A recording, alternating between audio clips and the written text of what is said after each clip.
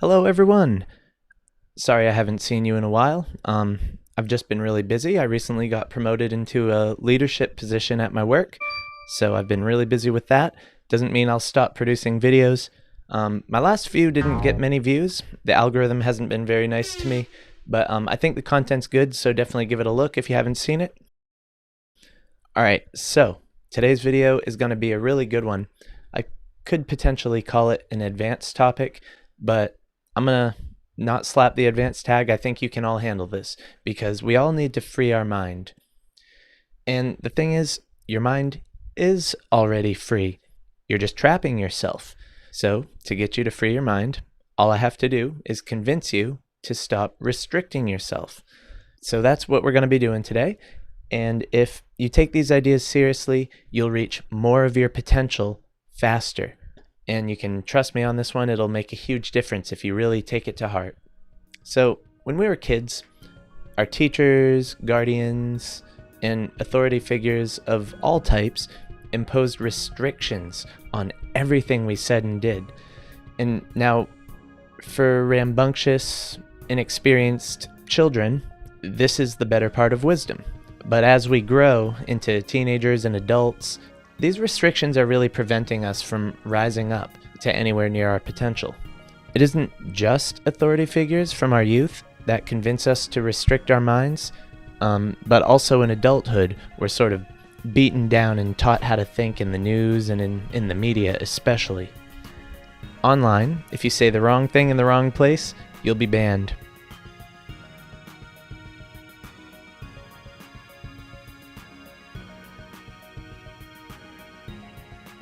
So the first thing I'll talk about to free your mind is thinking for yourself.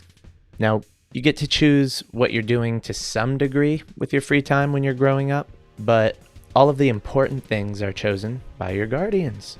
You go to school, you wake up, you can go to sleep as directed. You can't select your living situation, your diet even. So what do you think happens to adults?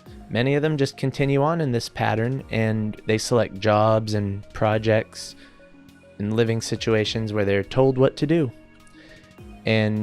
But to free one's mind, one must graduate from helplessness and really take the reins. Another aspect to freeing your mind is trying new ideas. People want to know what to expect from you. People like to be around others who are mostly predictable. So they pigeonhole you into a role which may not be in your best interest.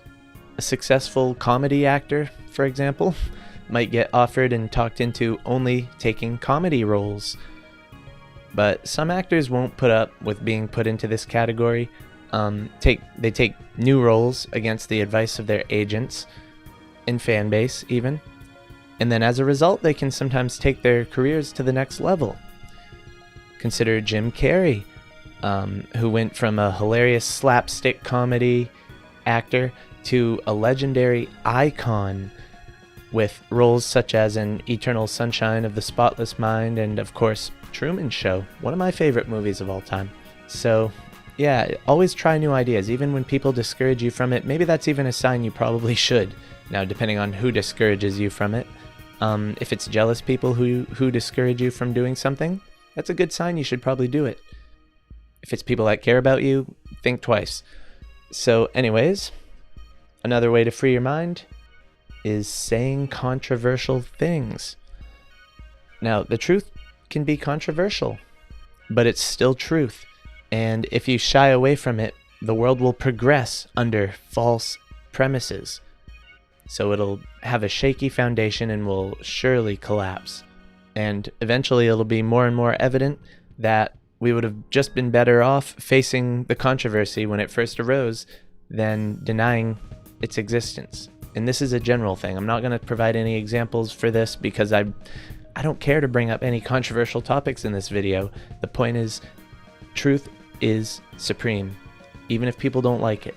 Oh, and let me add, not all truths are best discussed in all environments. So there are inappropriate times to talk about certain truths, especially really personal things. So it doesn't mean just be a blabbermouth, but when you're on your own time, feel free to bring up the truths, even if it makes some other people unhappy. Another important, yet counterintuitive aspect to freeing your mind is arguing. Now, this goes along with the whole controversial thing, but getting into arguments isn't a particularly good thing, but it can be necessary. I recently watched a video about aviation where a cocky captain would snap at his first officer and make him feel inferior. And then when this captain was making a grave mistake, the first officer was a little too timid and didn't want to contest his authority figure. But as a result of this, the plane crashed and everyone on board died. So this is a dramatic example, of course, but it does well to illustrate that sometimes you have to contest others. You have to challenge their assertions. So free your mind and be objective. Nobody is always correct. Everybody's wrong sometimes. Give yourself permission to judge situations objectively, even if it means speaking out against authority. Another way to free your mind is to not be afraid to take risks. Now, most great accomplishments were never guaranteed successes at the start. So many naysayers, jealous people, doubters, and haters will discourage you from taking risks. But everything which is easy is already being done.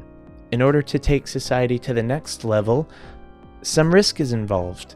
It's not always other people too, but one's own fear that prevents various ventures.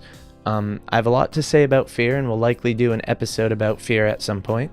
But just for now, I'll mention that if you're too afraid of taking risks, that in itself is a risk. You're risking missing any of your potential. So no matter what you do, you're going to have to take a risk. So pick the rewarding risks which aren't too dangerous. Another aspect to freeing your mind is leading. In a book that I wrote, which isn't released yet, but more on that later, I discuss a lot about leadership. And in my book, I discuss that even those who aren't leading others still have to lead themselves. They have to give themselves permission to do things. They have to interpret other people's instructions, even in the case where they think they're doing some direct order. They still have to give themselves permission to interpret it in their own way, right? Or else it just won't get done. And even the obedient type still has to decide who to obey. So again, you have to lead yourself, and I recommend even that you lead others around you as soon as you're capable of such. The reason a lot of people can't see themselves as leaders has a lot to do with the way they're brought up. A lot of parents are too restrictive, but it's not completely the parents' fault. Many people do grow up believing that it's their moral duty to follow orders. But if you see the correct way something needs to be done, and you can portray this to others in a convincing way, that's leadership. You don't need to be ordained by anyone. You don't need to be given a special power. All you have to do is show people the way. Lead by example, lead by suggestion, and everyone who is capable is worthy of such.